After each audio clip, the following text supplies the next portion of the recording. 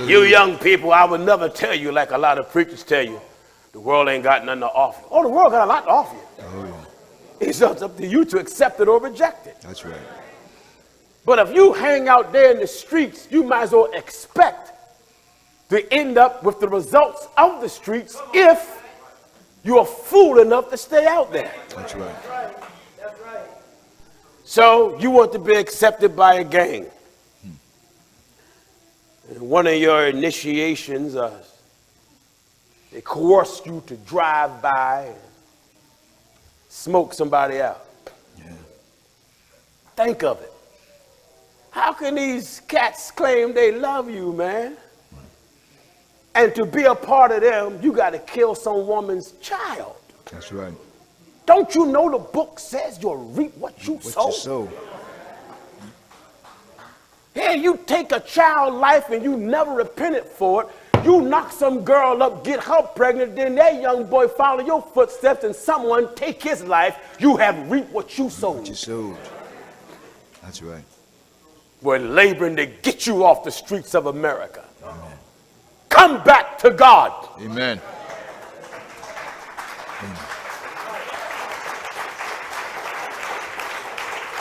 They are building prisons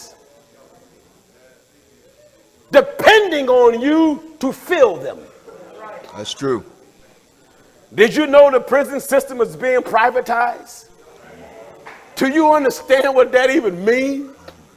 That means if I was a person who has some type of financial status, or if I want to start a business, I may buy land or have land.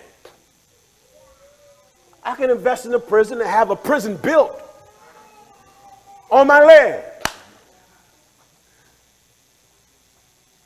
They are paying, for some cases, $200 and $300 per inmate a day. Now imagine a prison holding 5,000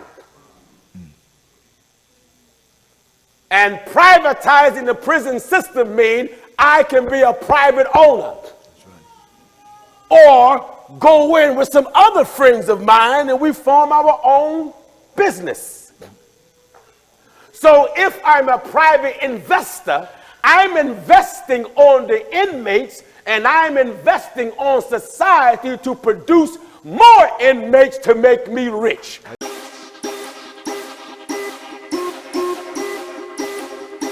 Let's go. Don't waste your life, man. I know a lot of people that are scared they gon' die. Couple of them thinking they'll be living in the sky. While I'm here living, man, I gotta ask why. What am I here for? I gotta figure out. Waste my life, no, I gotta make it count. If Christ is real, then what am I gonna do about everything in Luke 12:15? Now to 21, you really gotta go and check it out. Paul said, if Christ ain't resurrected, we wasted our lives. Well, that implies that our life's built around Jesus being alive. Every day I live and trying to show the world why Christ is more than everything you'll ever try. Better than pretty women and sitting and living to get a minute of any women a minute you admire. It ain't no lie, we created for him. Out of the dust, he made us for him. Alexa said he saved us for him. Jesus comes and he breaks us for him. Magnify the Father, our Father was something lesser. He made us so we could bless him. To the world we confess him, resurrects him. So I know I got life. Matter of fact, better man, I know I got Christ. You don't see his ways in my days and my nights. You can hit my brakes, you can stop my life. When I lost my rights, lost my life. Forget the money, cause the toss that ice. The cost is Christ. They can never offer me anything on the planet that would cost that price. Don't wanna waste my life. Don't wanna waste my life. Don't wanna waste my life. Don't wanna waste my life. Don't wanna waste my life. Don't wanna waste my life. Don't wanna waste my life. Don't wanna waste my life. Check it. Listen, I'm them dangerous. so the devil just can't hang with us. Christian youth, them a stand with us. Living a driven, giving a vision, fulfilling the commission he handed us. London to Los Angeles, the rap evangelist, my daddy wouldn't abandon us.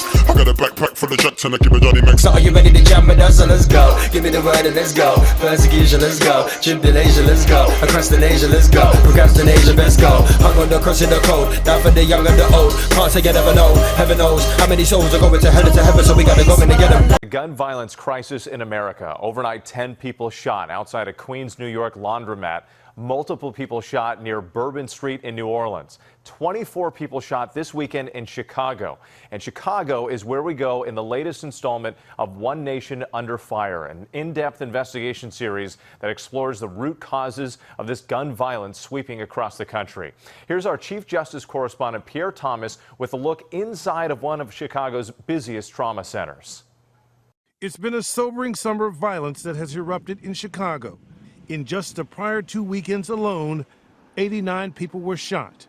18 lost their lives. So kind of one person after another. It's kind of, I guess it's somewhat typical for, a weekend in the summertime. We see the equivalent of one mass shooting every week that comes into our center. Cook County Health Stroger Hospital sees many of the most critical trauma cases in the city. Their staff witnesses the unrelenting violence firsthand, almost every minute of every shift. Being a trauma nurse at County could be absolutely crazy. It's days that we don't get breaks, we don't eat, and we just like on the go, go, go, go, go. Last night in the city of Chicago, there were 3 mass shootings with multiple people shot. 2 of those mass shootings, we actually had multiple patients that came in. I'm convinced if our patients looked a different way, that people would think about them differently, and that makes me sad. During ABC News' recent One Nation Under Fire project, tracking gun violence for a 7-day period beginning July 17th, Cook County was at the top among the nation's counties with 109 incidents, accounting for nearly 11% of the overall U.S. total. You don't know what's going to come in the door. Are you going to have a similar night as what my partner did yesterday? Or am I going to be busy in the operating room working to actively save people's lives? And the hospital has seen a significant increase in gun violence since the pandemic began. In 2020, over 1,100 patients with gun injuries, and another 680 so far this year alone. The victims and their families bear the brunt. It's unfortunate that the violence in Chicago is continuing to grow, and it's going to take a lot to help resolve that issue. But meanwhile, the team here at County, stay ready, and we always ready. The first time I killed someone was I was 26, 27. Sounds about right, yeah, 26, 27. And that was in a gunfight. That was in the middle of a gunfight, and I remember it very well, obviously. When was the first time for you, and how did it happen? I was going on 13 years old the first time I took a life. It's just one day, got invited to Mexico. I didn't know what was going on at first. And I see about 6 people kneeling down. Then the individual, the person in charge, they start laughing, and I think they saw that scared, panicked look in my face and asked me if I had ever killed somebody. And I said I had, knowing that I had never took nobody's life. So he pulled out a handgun, told me to kill that person, the one kneeling in front of him. And I just shot him. And he said he was putting me on his payroll. He said, don't worry about it. Go back to school, to wherever you're doing, and I'm gonna call you when I need you. First time you went to prison, you were only 19 years old. What was going on in your life at that time, and how were those factors similar for not just yourself, but other young men of color? Growing up here in America, many of us grew up with a lot of self-hate, and that means that we internalize a lot of the violence we see on TV, in the communities, and at home. And so for many of us, it was growing up and having to deal with that rage. What did we do with that rage? Most of the time it was trying to find ways to do it.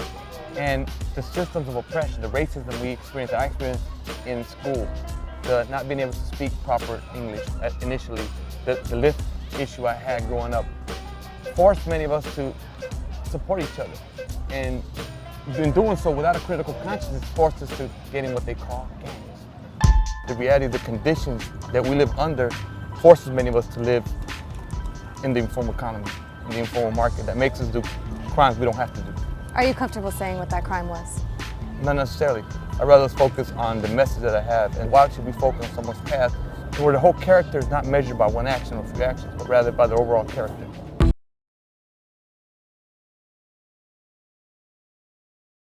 More than an hour, the jury in convicted killer Robert Martinez's murder trial had their punishment verdict. 99 years in prison. Martinez killed a man in what prosecutors called an execution-style murder. Paul Venema following this story from the Justice Center. Nobody deserves to die. Nobody deserves to be executed the way that he executed Steven Serna. Serna was shot to death in a drainage ditch known as Hell's Gate 3 years ago.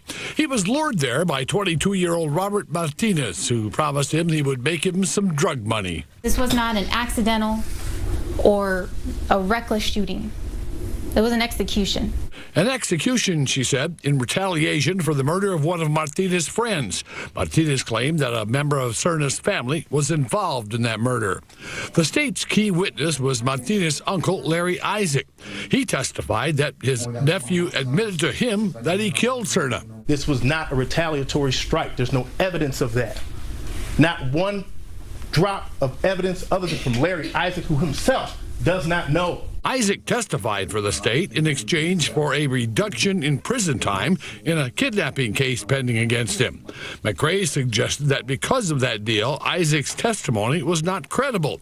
It was, prosecutors countered, as they asked for a life sentence. 99 years is considered the equivalent to life in prison.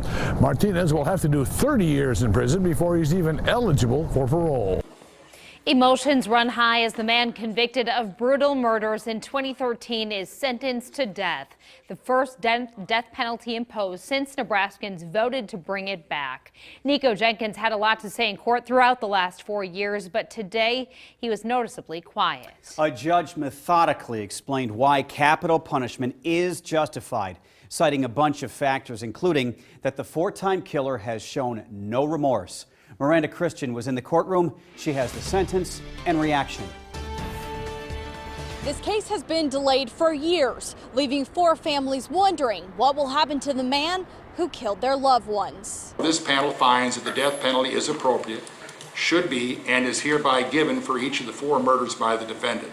4 death sentences and another 12 convictions, each with 45 to 50 years in prison. That is what the 3-panel judge ruled in the Nico Jenkins case. The defendant's commission of these 4 murders over a 10-day period is one of the worst killing sprees in the history of this state. You don't get the glory today. I get the glory. My family gets the glory. God gets the glory. Keeps you guilty of all 3 charges, sentence you to 20 years in state prison.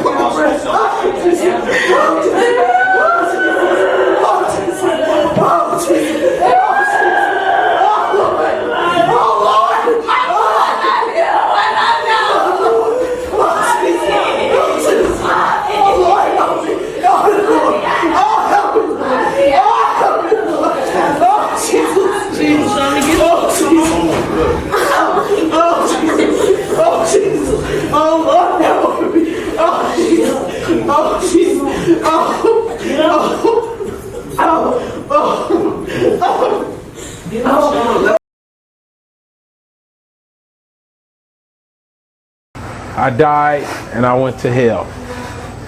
I was in a car wreck and we flipped 17 times on I-5. And during the flipping of the truck, my right hand was broken off of me and my soul entered in. Just how I was thrown into the water my physical body laid up under, my spirit left the body and came up out the water, but I was inside the earth. It was like the world had flipped, and I came through on the other side. When I popped out the water, you know, the water would be waist deep. You know, it was dark. It was really dark. It was so dark that you close your eyes and put your hands over them. It was still darker than that. But yet there was some form of sight because I could see the silhouettes of the people that was in there. The screams that I heard, you know what I'm saying? Just the cries. People were screaming and crying and just yelling. You know, and I'm looking around to, where am I? You know, and all of a sudden I had to move. When I got out of the water, I fell to my knees. Boom. When I fell to my knees, what was in me had came out of me. And it was like the death, because in the word it says death has to release itself when she dies. It comes out of you. Well, what killed me was the water, and it released itself from me. And as I got up, I noticed that my hand was gone. I noticed that my hand was gone. And it wasn't something that I paid attention to, because down there, you don't, the cares of this world. On here, I would be worried about my flesh. You know, it's my hand is hurting, but there is no type of thoughts like that. I seen that it was gone, but kept going. And when I looked up, I seen the people that were in the water that were coming out and moving and going towards. The people that were in front of me, like you guys are, see I'm standing here, are the ones that had died before me, because they're in front of me. The people that are popping up out the water behind me are the ones that died after I did, because you got the whole world. How big is the world? How many people dwell in the world? How many people die every second? Well, there's someone dying every second. You know what I'm saying? Because that's the way it goes. But when you die, where are you going? See, my heart and the things that I cared about took me straight to hell. So when I got there and seen, you know, this place that I was in, I had to change of heart. This was a mistake. What am I doing here? And, you know, just having that feeling come over, this is a mistake, Lord. You made a mistake. I ain't supposed to be down here. You know, Lord, I was a good person. You know, and I could think all the stuff that I did, but that wasn't what saves you. What saves you is to confess and to believe in Jesus Christ. And my spirit left my body. It was like I was in my apartment and my spirit got pulled out of my body. And I would go in these different transits, bright color lights. It was white. Like, the best way I can explain it would be shoo, shoo, shoo, all the different flashing lights. And I appeared before a blue sky with no clouds. It was like a blue place. No land, no trees, no grass, no water, nothing. There was nothing there but a blue atmosphere. And I would see this atmosphere goes millions of miles upon millions of miles where nothing existed. It was like nothing was hidden. Everything was revealed. Everything was before your eyes. You could see it. And we was in this clear kind of body form, some form of light, as you would refer to a soul or a spirit, and I could see through. It was so transparent, and in front of me was thousands among thousands similar to what I was, and thousands among thousands behind me, and I knew that it was some form of a soul. And in the middle of my chest were seeds, multiple seeds. I didn't know what they were for, and I realized that I was the only being that could actually move out of my place and look and observe, smell, taste, you know, feel. All my senses were active at this point. And so, you know, I began to look around and to observe the things that I saw, not knowing that this was a dream. I thought this was reality. I thought this was actually happening, you know. And I looked forward, and there was this great shadow way in front of me, way at the end of the line. It was like 1,000 people in front of me, and there was a shadow, a great big shadow, but it had no detail. It was like as a vapor, and I could see that it was a shadow of something that was in the front. And I had many questions at this point in this dream, and out of nowhere, I heard these words, "Depart from me."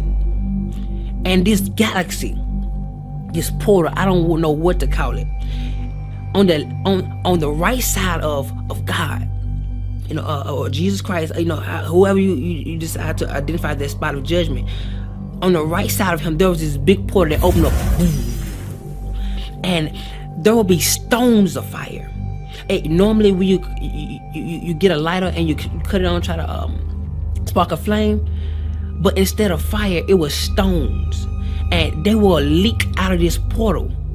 And whoever that guy said, "Depart from me," flew down this place. And the stones were so hot that it would burn everybody outside of that portal. On the left side of our body or our form, it would burn us. And everybody would be like, "Ooh," like as if it was so cold or so hot, you would tell somebody to close that door. It's too cold. That's how hot it was. And the portal closed. And then he sent them so fast that the screams were late.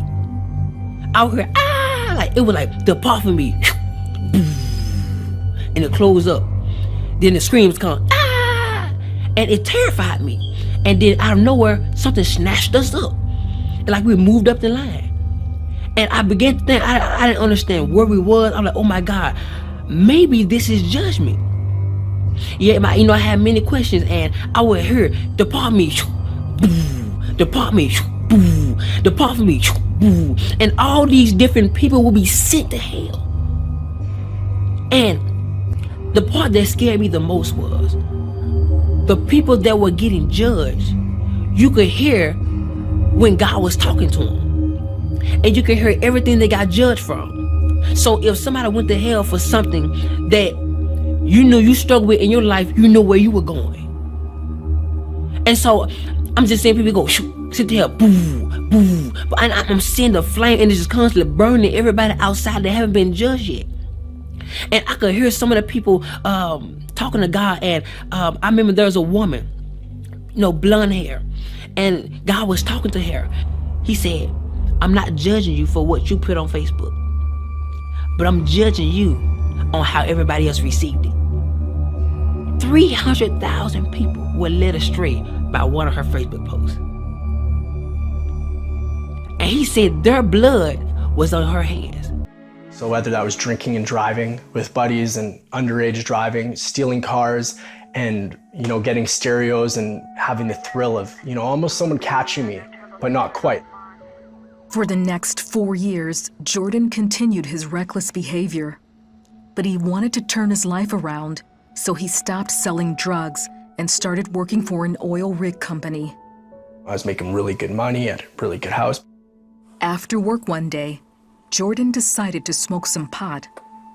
He didn't know the pipe he used was laced with crack cocaine, something he had never done before. Jordan was sure he was dying.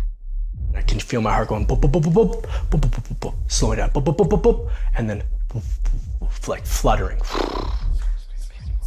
Jordan believes in that moment he went to hell. All these women and all the things you think you want in the world, money, cars, success, all these things that I had, and I was driving, I was just loving it. And then all of a sudden this car broke down. All of a sudden these women turned to huge, huge demons. And it earthquaked. And I look behind me and I can hear screaming, it's all red and black. Turn around, get out of here. It sounded like people burning, people that were just burning, that couldn't find a cure or a fix to anything. It was just the worst. And I remember being afraid, gripping the steering wheel, and then all of a sudden it was like, I'm back to my body in the trailer room. As Jordan was taking what he thought was his last breath, he made a declaration of faith to God.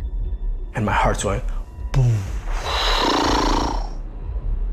boom, like the last beat.